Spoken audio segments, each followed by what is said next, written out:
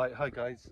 I'm going to do an explanation of my twin pole spinnaker system that's automatic, which essentially means I haven't got to clip the pole on to the Symmetric spinnaker guy. I can do it all from the cockpit.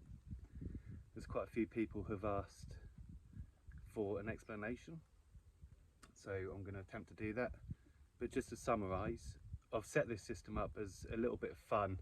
It does mean that I can jibe in under 10 seconds on my own, and it does work very well in strong winds. Well, say 20 knots, 25 knots I've done it. I've flown the spinnaker in with this system, and otherwise if I didn't have this system I wouldn't attempt to launch the spinnaker in those conditions. So it does work well in strong conditions. The system has been around and developed for probably best part of 20-30 years, and it's very popular amongst the 505 and the Merlin rocket fleets. A lot of people, you know, it's a little bit like some people like it and some people don't. And there are probably 3 or 4 different ways you can rig this setup, and you can actually buy the proper fittings for this setup, but I didn't want to put my hands in my pocket. My system is based on the Twin Spinnaker or the Twin Spyro system, and you can actually buy the actual fitting for the mast. There's got 2 sheaves on, which reduces friction, and really they only fit a certain profile of mast, so I don't think they're going to fit my cruiser mast, but at some point I will try to make one, as this is an ongoing project for me. So as I said, this system is developed really amongst the dinghy fleet. I probably wouldn't attempt it on a cruiser bigger than 20 foot or 22 feet. And the reason for that is that I'm using quite lightweight equipment. So this works well with the spinnaker poles that I've got, because they are from a 505 racing dinghy. If you're going to use it on a big cruiser, then the loads involved, I don't think it would work. So I'm going to try and break this explanation down in 3 sections. So there's essentially 3 elements that make this system work. The first one is probably the spinnaker. So I've rigged up a spinnaker chute that runs on the side deck, and without that I don't know how this system is possible. The second element to this is the pole launching system, and the third element is the sheeting arrangement. So the pole has 3 elements to it. It has the launch line, the retrieval shock cord, and the launch mechanism on the front of the mast. And essentially the launch line runs all the way along there, up to the mechanism, back down here, through the end of the pole, where inside the pole it's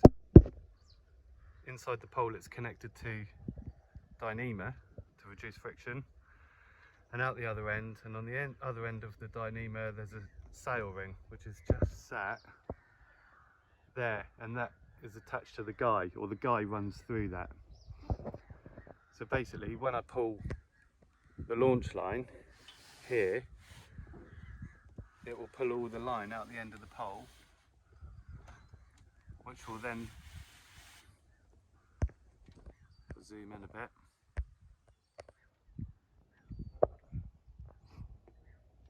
which will then pull that sail ring to the end of the pole, and that is essentially replacing the need for clipping the pole onto the guy. And if I continue to pull, the pole will go out.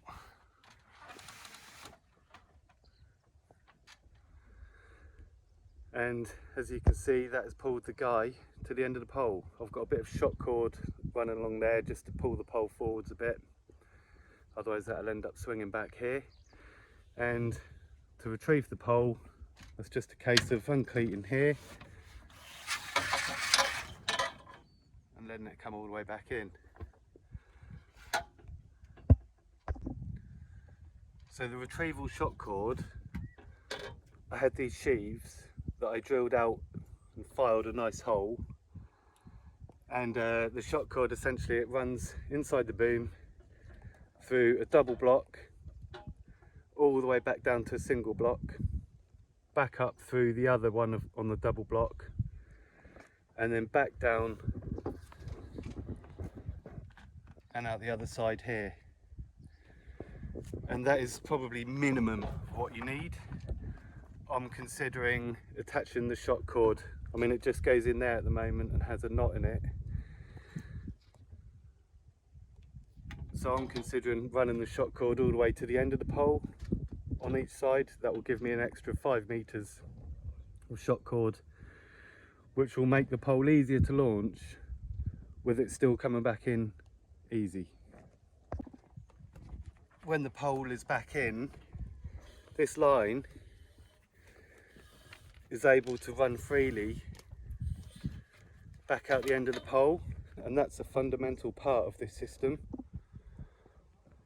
We've also got here the pole uphaul, and in order to keep the pole level with the boom, you need to have the uphaul high up on the mast, so that when the pole comes in, when it's set at the right height and it comes in, it will sit level at the mast. And you need your entry point on the mast quite high up. Mine isn't high enough. And you can also see I've got 2 bits of Dyneema coming off one halyard, or the uphaul, pole uphaul, and it's split. So mine's not high enough. So basically what that means is the pole would be sitting down here somewhere. So what I've done is I've threaded some shock cord up inside the Dyneema. So when it's back in, you can see all this.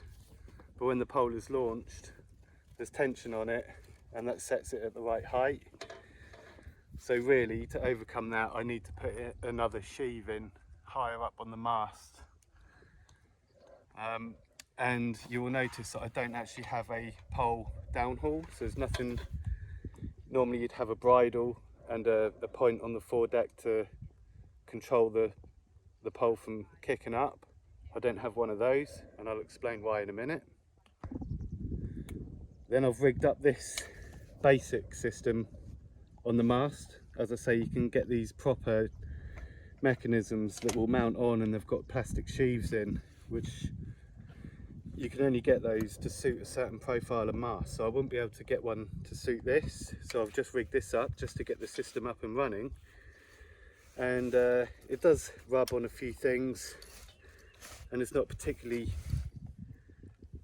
ergonomic. So there is a bit of friction in this system, and the whole failure in this system is friction. So you can see I've run it through a deck organiser where I've got 3 other lines in there. And I've shackled all these blocks on here, and it doesn't particularly run well through there. So that's there's lots of areas for modification. But as a basis, I think I've got the system kind of rigged up and usable, and now it's just a case of improving things and making things run smoother and better. Additionally, what I've done here is I've added this bit of shock cord in. It's just got a loop, and that just stops the boom, the pole from coming away from the boom when I'm sailing close hauled. Sometimes that can catch on the shroud, so that just keeps it nicely tucked in. But that's not a foolproof system, and that needs a little bit of extra work. And as I said, I can't see how this system works if I don't have this sock that I made. That was a bit of a winter's project. Runs down the side deck, and it's got a retrieval line for the spinnaker coming out the other end. And that has to go around a 90-degree bend. So yesterday I actually put this is a section of laser mast, as I seem to have loads of bits of laser mast. So I'm going to either make a fiberglass chute like you see on a dinghy that will help it come around here and go around the corner nicely. That will help reduce the friction. Or maybe a roller system on there. I don't really want anything blocking the wind flow over the bottom part of the genoa, because that's quite an effective part of the genoa, which I think that's why you see deck sweeping genoas. There's a vortex that goes underneath the genoa, so if you can close the gap off from the genoa to your foredeck, you don't get the sort of vortex or the wind escaping around the bottom of the genoa. So this isn't fully rigged up at the moment, but essentially I've been setting it up about here with these velcros to each pole, and this bit of string attaches and it will sit like that, which means the spinnaker can move up and go out through that hole there that I've created, and it will keep it off the genoa.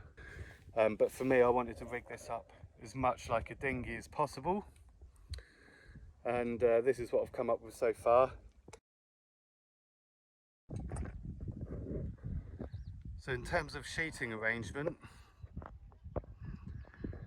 you've got the sail ring there,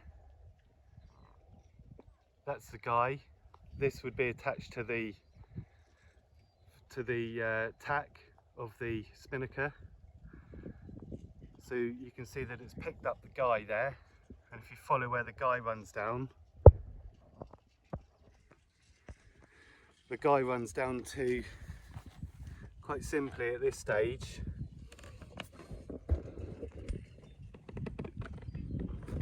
a U-bolt that'll fix through my rubbing strake, and that runs up to this pulley and back to a cleat there, and that is essentially serving the purpose of a twinner or a barber hauler,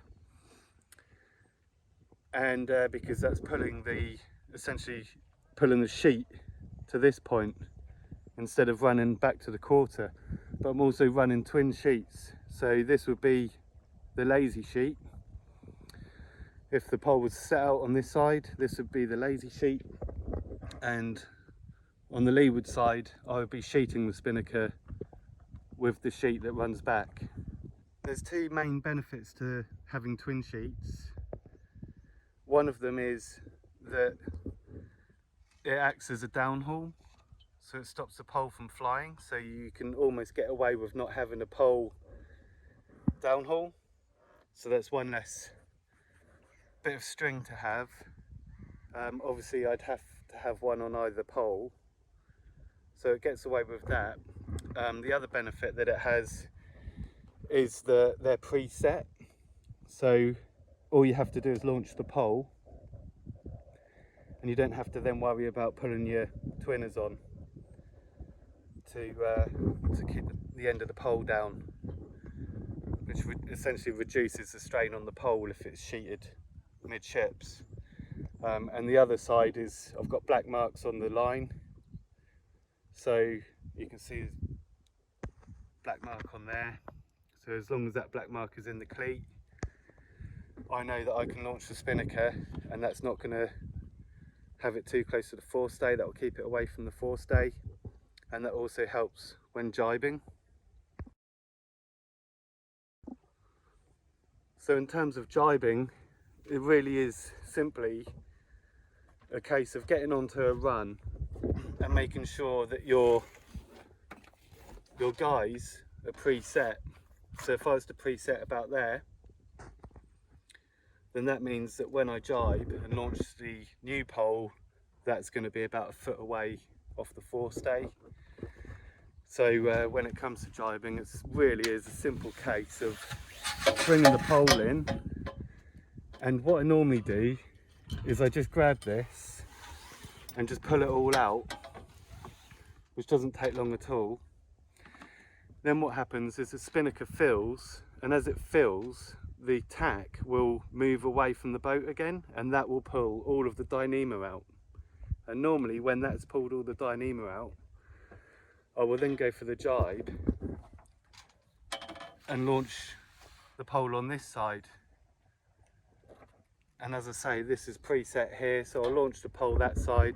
And the great thing about having these on these black marks is that when you bring the pole in, it's supporting each corner of the spinnaker, and it stops the spinnaker from kind of doing this, which you can run the risk of being pulled over to windward and bearing away and broaching.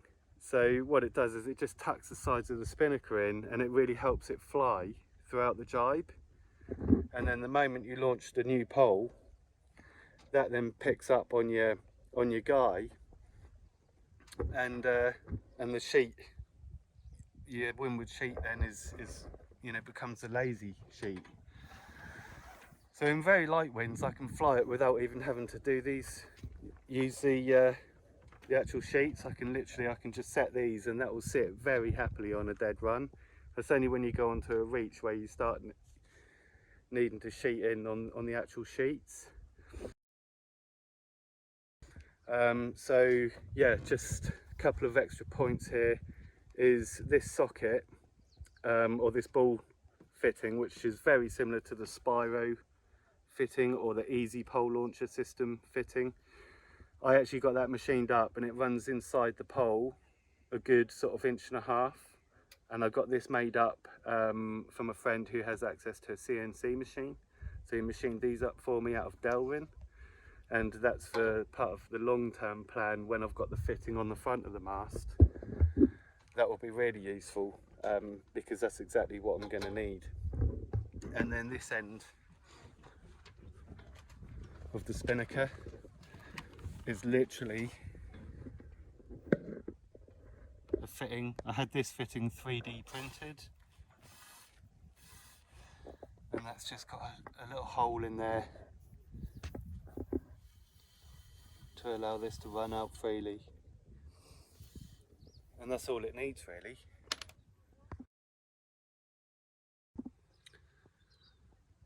So just to recap on a few things that need improvement, I need a proper fitting on here. I'm probably going to use frictionless rings here. I'll have its own separate organizer kind of sheave on here, whether that's a friction ring or whatnot. I will also go to a thinner line for my launch line,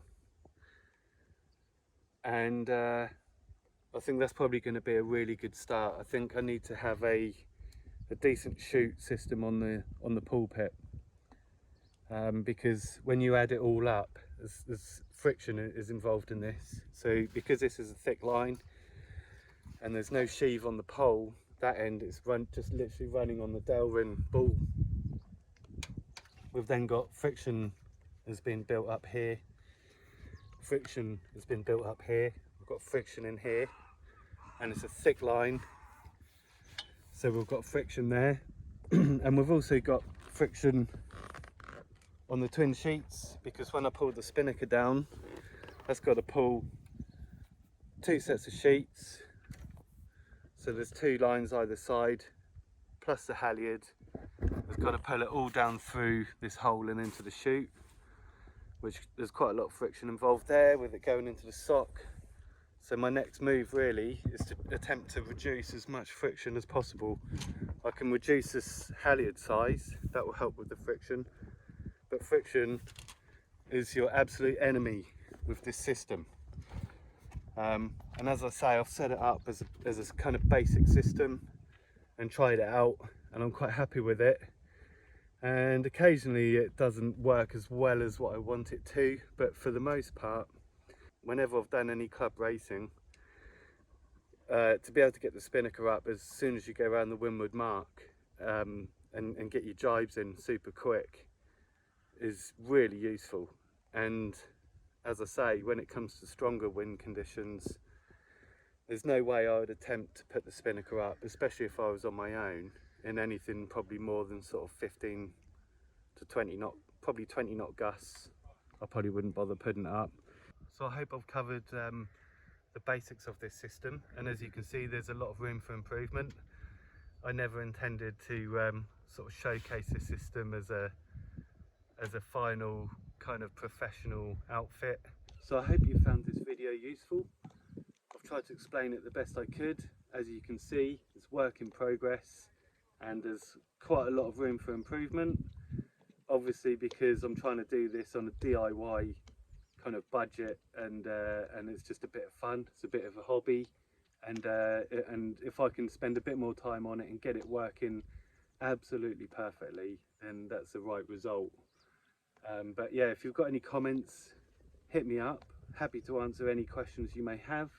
And if you've got any, if you've done any systems like this, I'll be really pleased to hear from you about how you've set it up. Thanks for watching this video, guys. I really hope you found it useful. If you'd like to follow my future improvements, or maybe even join me on one of my little adventures, then hit the subscribe button and you'll be notified. If you made it this far in the video, then I will grace you with a blooper. Enjoy, and catch you soon.